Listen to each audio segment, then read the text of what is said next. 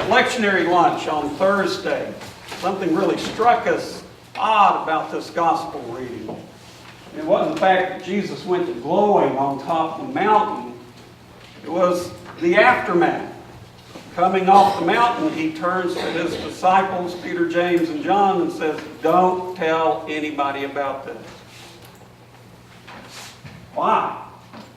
I mean, I've just been in the presence of an incredible epiphany, and I'm supposed to just sit on it, not say anything?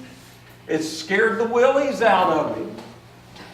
But no, don't say anything. So I got to thinking about that, and I think I can understand it when I think about John Dory.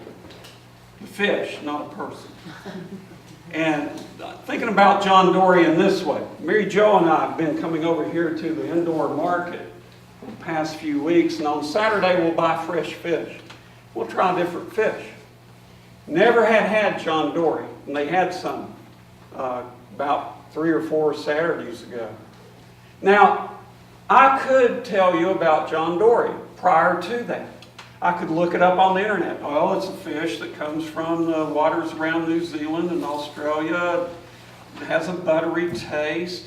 I could learn a lot about John Dory, but I could not know John Dory until I cook it, until I eat it. It's good. It's really good fish. The same thing's going on in this gospel lesson. Jesus tells those disciples, don't say anything until the human one rises from the dead. What you have seen is a foretaste of resurrection.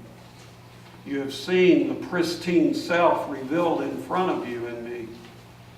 You can't know that until you experience death and resurrection.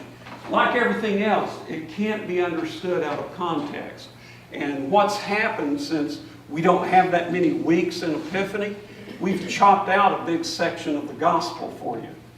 Like, it says 6 days later. Well, 6 days before, that's when Peter said, "Oh, you are the Christ, the Messiah." Now you notice what he does up there on the mountain. He demotes Jesus.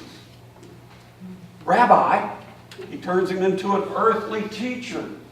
You're no longer the Messiah, you're Rabbi, because he shook up. And when I'm stressed, I'll regress too. I don't want this eternal stuff. Let me build these temporary booths. Let's pull all of this back into my realm. Let me get control of it. If I step into the eternal, all bets are off. The context of the Transfiguration has us looking into the season of Lent. It's our beacon. And for me, the message is, I need to visit the tomb daily during Lent. I need to visit the tomb and figure out what living death is traveling along with me as an anchor that I'm dragging along, that I need to leave in that tomb. So on Easter morning, I'll get up resplendent and white and rise. Because here's the kicker. You don't have an excuse.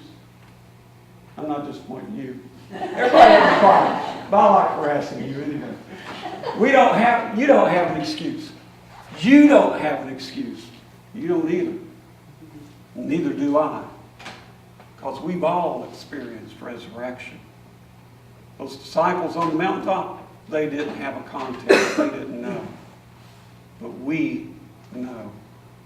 We've experienced resurrection. It's not something that's a bauble waiting out there for us after we die, where we're all going to float off into heaven with Jesus. Resurrection's in this moment. Resurrection's now. Resurrection happens when I leave death in the tomb and step out of it. John Dory. It really is a good fish, and I can tell you about it because I've experienced it. I know it. resurrection, it really is powerful. I can tell you about it.